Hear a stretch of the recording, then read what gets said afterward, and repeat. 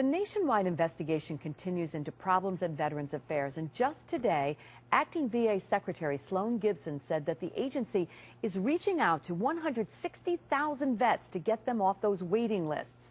And while our local VA hospital in Albany wasn't among those with those lengthy wait times, a longtime nurse there is claiming it does have other problems. Brandon Lewis is following the story for us tonight. Brandon, what does she say happened?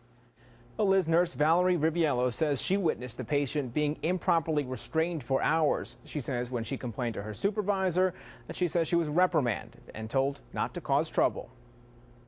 Albany VA nurse Valerie Riviello spent the last 28 years treating the nation's wounded warriors. I've been the nurse manager on the psychiatric unit. Recently, she says new physicians started working at the hospital and claims problems followed soon after. In November, she says a patient started arguing with staff and was restrained. Riviello says hours later, she and the nursing staff tried to convince the doctor the patient was no longer a threat and restraints weren't needed. We kept advocating all morning for it until finally she, was completely wet and in a lot of pain, and it had been 7 hours.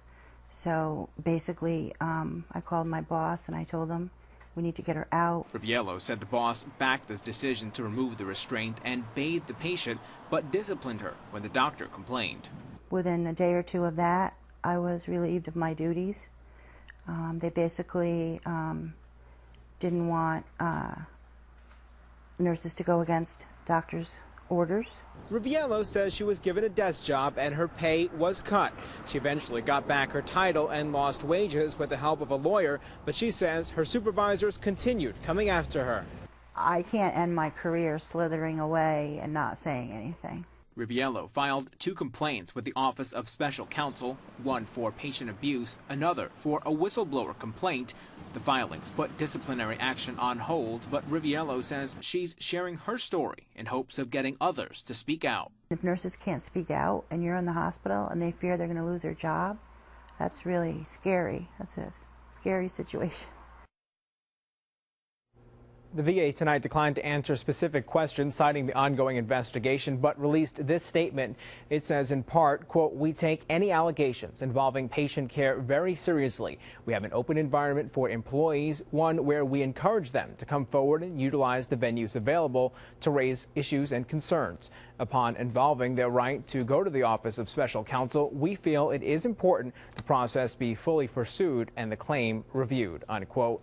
Tonight, we also did reach out to the Office of Special Counsel, but did not receive a phone call back. Meanwhile, Riviello is still on the job, at least until the investigation is finished. Live in studio, Brandon Lewis, CBS 6 News. Thank you, Brandon. And still on the topic of our veterans, New York's Division of Consumer Protection is asking service members, veterans, and their families to keep a close eye on their personal information.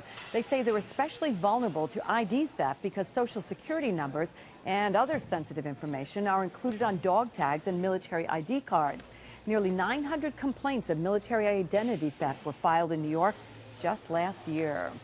And the care and treatment of veterans is always an issue that sparks passionate responses. So we invite you to join the conversation. Share your thoughts on either of these stories on our Facebook page or go to facebook.com/CBS6.